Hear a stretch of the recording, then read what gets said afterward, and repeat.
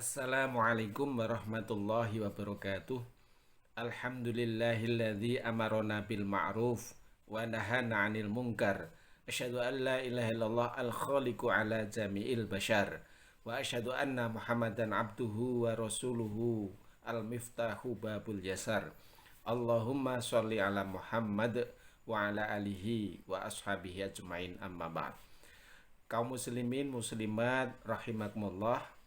Puji syukur kita panjatkan kehadirat Allah Subhanahu wa taala. Allah masih melimpahkan nikmat, rahmat, hidayah dan inayahnya. Kita kembali bisa melanjutkan ibadah di bulan Ramadan. Kita masuki hari ke-7 Ramadan 1441 Hijriah. Kali ini kita lanjutkan kajian singkat di Ramadan ini. Ramadan merupakan Syahrut Tarbiyah, bulan pendidikan. Yang kemarin sudah kita bahas, kita melanjutkan bagaimana bisa menggapai nilai-nilai pendidikan yang ada di dalamnya. Baik itu pendidikan rohani maupun jasmani bagi para pelakunya. Ramadan ibaratnya kemarin saya sampaikan seperti kawah condro di muko. Tempat untuk menggembleng, mendidik orang yang ada di dalamnya. Begitu keluar dari kawah condro di muka, bagaimana orang tadi itu memiliki perangai, sifat, perilaku yang berbeda, motivasi, semangat yang berbeda. Kita pun mudah-mudahan di bulan Ramadan ini dengan nilai-nilai pendidikan yang ada di dalamnya yang bisa kita raih, nanti Ramadan usai, Ramadan selesai, kita menjadi orang-orang yang memiliki pribadi-pribadi mutakin. Maka di Ramadan ini kita sering memperoleh pesan, berpuasalah kalian seperti puasanya ulat. Jangan berpuasa seperti puasanya ular. Kaum muslimin muslimat, Bapak Ibu yang dimuliakan Allah, kita tahu ulat ini adalah hewan yang semula itu menjijikkan, menakutkan, merugikan. Makanannya dedaunan, tanaman-tanaman yang mungkin merusak. Tetapi apa? Setelah ulat ini berdiam diri, berpuasa, tidak makan, tidak minum, berubah. Yang semula menjijikkan, menakutkan, merugikan, dengan puasa ini berubah bentuknya menjadi kepompong. Begitu menjadi kepompong sudah berubah, yang semula menjijikkan barangkali menggelikan atau mungkin binatang yang memang beda, tidak menakutkan lagi. Begitu berpuasa lagi, berubah lagi menjadi kupu-kupu. Sudah mempunyai perubahan bentuk, perubahan fisik dan juga perilaku. Yang semula menjijikkan, menakutkan menjadi binatang yang menyenangkan. Makanannya pun makanan pilihan. Yang semula merugikan, menguntungkan tanaman-tanaman, bisa menghasilkan buah karena dihinggapi. Proses perkawinan terjadi. Ini adalah kupu-kupu. Yang ini semua adalah ulat. Beda halnya dengan ular. Ular ini binatang yang menakutkan, yang membahayakan. Begitu berdiam diri berpuasa, berganti kulit, ternyata apa? Hanya berubah fisiknya menjadi lebih bagus, tetapi apa? Perangainya, sifatnya, perilakunya sama, bahkan lebih ganas. Nah, kita jangan sampai seperti ular. Ya, barangkali mungkin sebelum puasa secara fisiknya agak mungkin berbobot, begitu siam sudah berubah, tapi perangainya tidak berubah, watak sifatnya tidak berubah. Nah, mudah-mudahan kita bisa mengalami perubahan dengan gemblengan di bulan Ramadan. Kaum muslimin muslimat yang dimuliakan Allah, pendidikan rohani yang terpenting ini bagaimana kita nanti mengenali penyakit-penyakit rohani yang harapannya dengan ibadah siam ini kita bisa mengikis. Begitu pentingnya rohani, termasuk hati kita. Rasulullah bersabda, Innallaha azza wa jalla la yanzuru ila ajsamikum wala ila suwarikum walakin yanzuru ila qulubikum wa amalikum. Sesungguhnya Allah yang maha perkasa, Allah yang maha mulia tidak melihat jasmanimu, tidak melihat wajahmu, tetapi Allah menilai, melihat pada hatimu dan juga melihat pada amal perbuatanmu. Hati dan amal inilah yang nanti akan dinilai, dilihat oleh Allah Subhanahu wa ta'ala. Maka kita nanti harus mengenali hati kita ini hati yang sehat atau hati yang berpenyakit. Karena begitu pentingnya hati ini terhadap perilaku seseorang, Rasulullah juga menegaskan, Ala inna fil jasadi mudghah fa idza saluhat salahal jasadu kulluh wa idza fasadat fa fasada jasadu kulluh ala wahyal qalb. Ketahuilah bahwa di dalam tubuh manusia itu ada segumpal daging atau segumpal darah. Kalau segumpal daging atau segumpal darah itu baik, sehat, maka baiklah seluruh tubuh.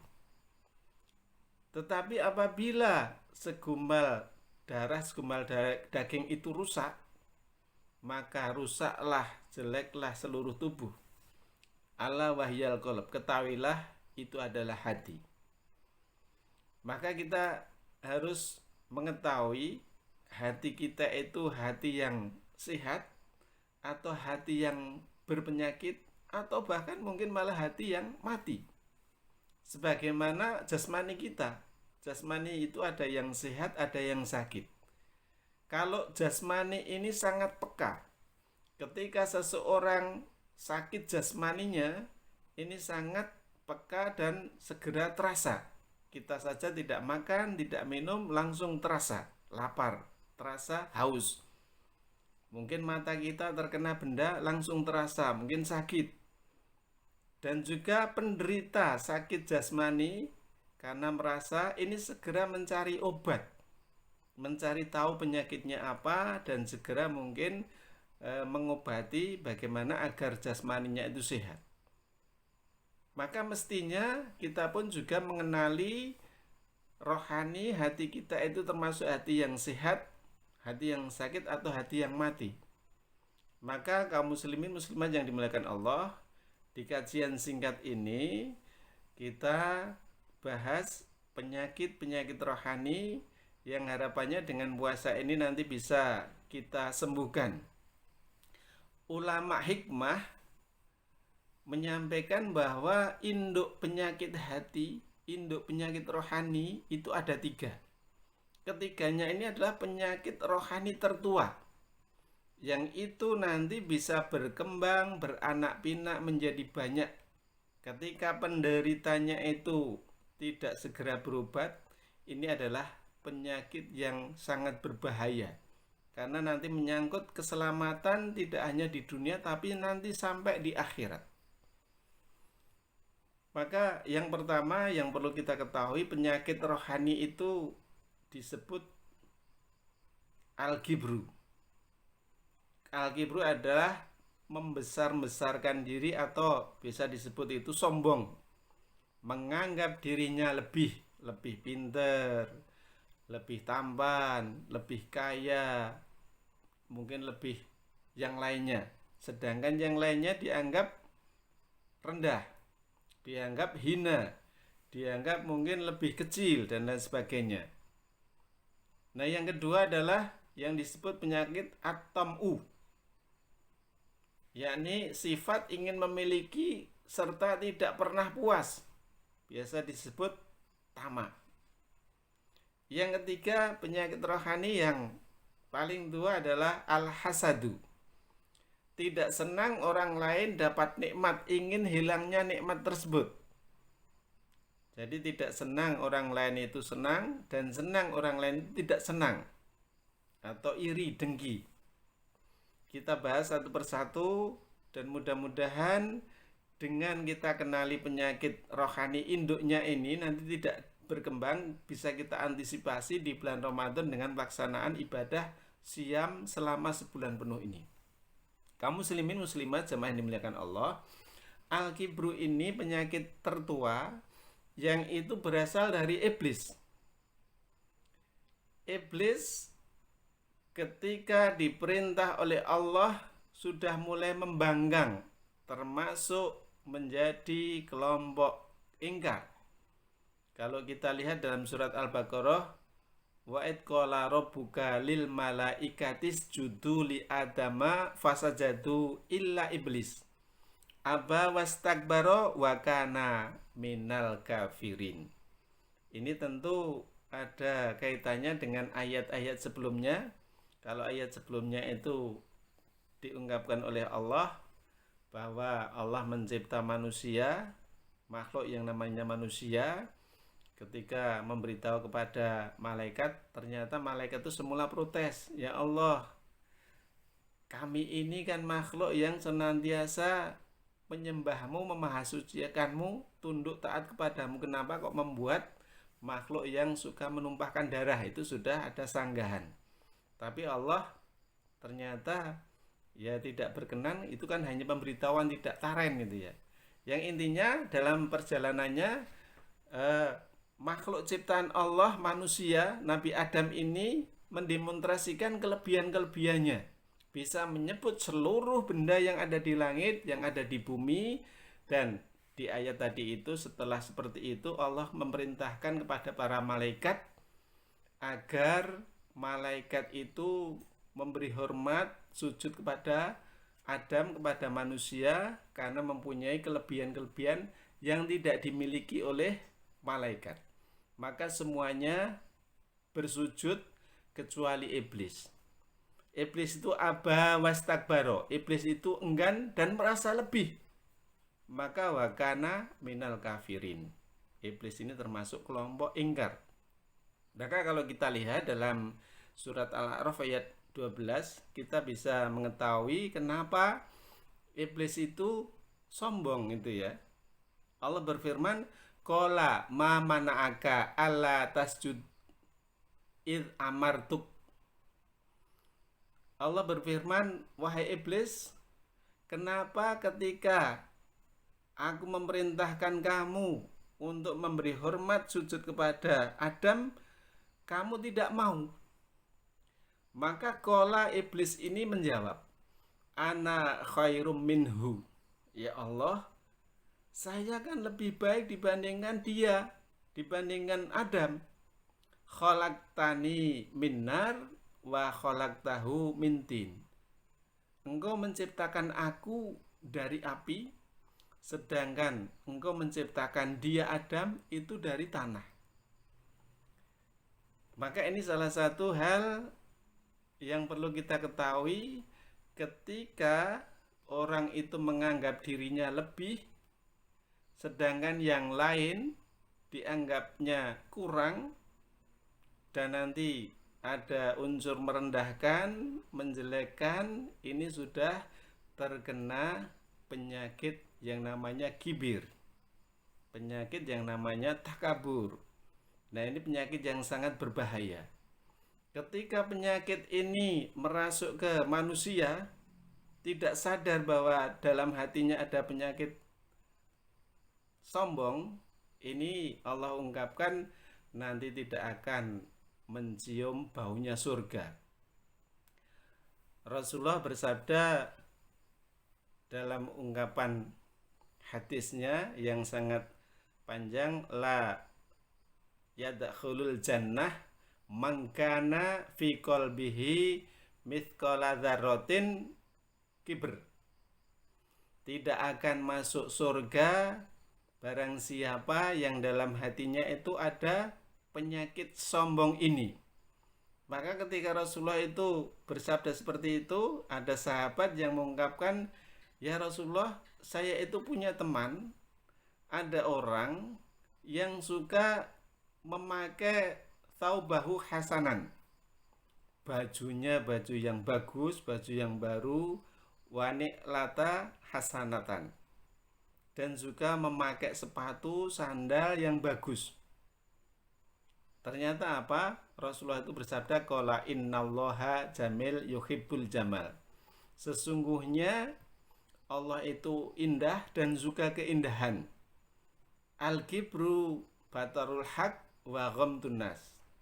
Yang disebut sombong itu, kibir itu bukan seperti itu, tetapi yang disebut sombong adalah batarul haq, menolak kebenaran, wa ghamtun nas, dan merendahkan orang lain.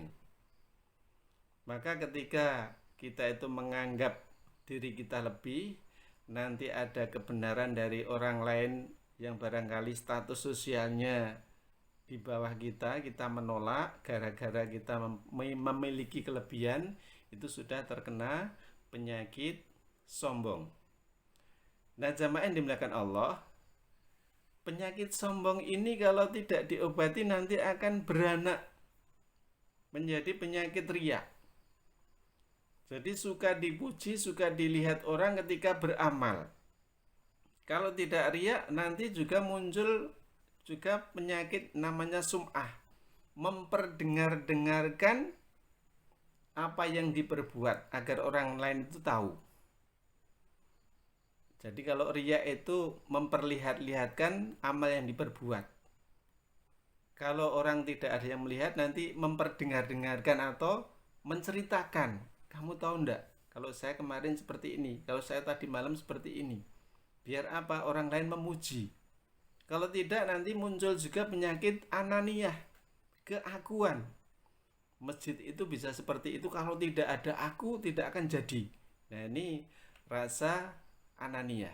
Ini adalah penyakit-penyakit rohani yang bersumber dari al-kibru atau sombong. Jamaah kaum muslimin muslimah yang dimuliakan Allah, nah penyakit sombong ini bisa terkikis dengan ibadah siyam ini. Kita tahu bahwa ibadah siyam ini perintah Allah yang itu tidak membeda-bedakan. Apa itu puasanya pejabat, apa rakyat, itu sama. Setarnya, finishnya sama. Juga tata caranya sama. Jadi ini ajaran musawah, sama. Termasuk ibadah puasa ini adalah ibadah yang sifatnya siriyah, ibadah yang tersembunyi, yang tidak bisa dipamerkan, tidak bisa dinampakkan, tidak bisa diperlihatkan kepada orang lain. Maka harapannya dengan siam ini bisa mengikis pelakunya itu tidak sombong bahwa meskipun pejabat ternyata juga puasanya seperti rakyat, dari setarnya sampai finishnya. Meskipun mungkin rakyat ternyata juga sama persis melaksanakan seperti pejabat. Artinya tidak minder karena pejabat pun juga seperti itu. Nah, inilah yang harapannya dengan ibadah di bulan Ramadan khususnya siam ini mendidik pelakunya ini mengikis sifat penyakit yang ada di dalamnya, yaitu kibir. Nah, ini jamaah yang dimuliakan Allah, sedikit yang bisa kita bahas, baru satu. Nanti bisa kita lanjutkan di kesempatan berikutnya.